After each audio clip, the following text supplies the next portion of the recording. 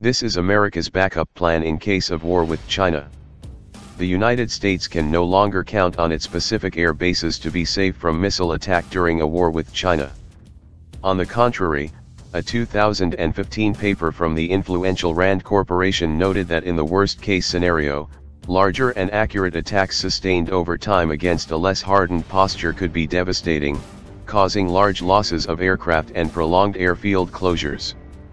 Kadena Air Base in Okinawa, due to its relative proximity, would be hardest hit. To up the stakes, China in September 2015 publicly revealed its DF-26 ballistic missile, which can strike Andersen Air Force Base in Guam nearly 3,000 miles away from the Chinese mainland. Andersen and Kadena are among the U.S. military's largest and most important overseas bases. Enter Tinian. The lush, small island near Guam is emerging as one of the Air Force's backup landing bases. On February 10, the flying branch announced that it selected Tinian as a divert airfield in the event access to Andersen Air Force Base, Guam, or other Western Pacific locations is limited or denied.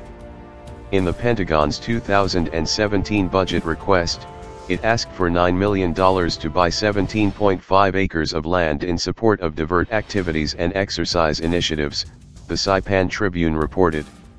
In peacetime, the expanded Tinian airfield will host up to 12 tanker aircraft and associated support personnel for divert operations, according to the Air Force.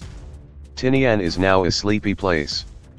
During World War II, the 4th and 2nd Marine Divisions captured the island, which later based the B-29 superfortresses Enola Gay and Boxcar, which took off from Tinian's North Field and dropped the atomic bombs on Hiroshima and Nagasaki.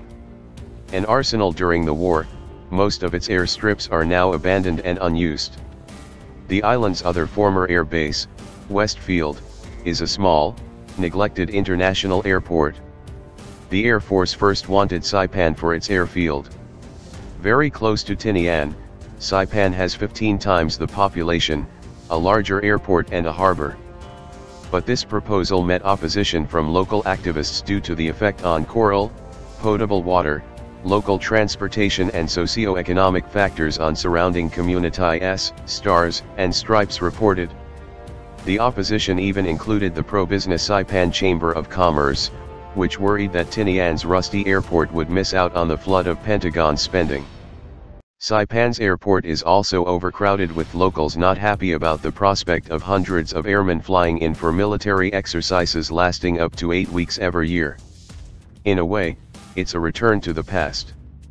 The United States dispersed air bases to varying degrees and in different parts of the world during the Cold War, but as the threat of a Soviet missile attack evaporated and post-Persian Gulf War budget cuts hit hard in the 1990s, the trend shifted toward larger megabases that operate on economies of scale. But dispersed bases are more survivable, RAND's Alan Vick noted in his 2015 paper. Dispersing aircraft across many bases creates redundancy in operating surfaces and facilities. This enhances basic safety of flight by providing bases for weather or in-flight emergency diverts. It also increases the number of airfields that adversary forces must monitor and can greatly complicate their targeting problem, in part by raising the prospect that friendly forces might move among several bases. At the least, dispersal, because it increases the ratio of runways to aircraft, forces an attacker to devote considerably more resources to runway attacks than would be the case for a concentrated force. It also greatly increases construction and operating costs to spread aircraft across many major bases. To mitigate these costs, dispersal bases tend to have more modest facilities and, at times, might be nothing more than airstrips.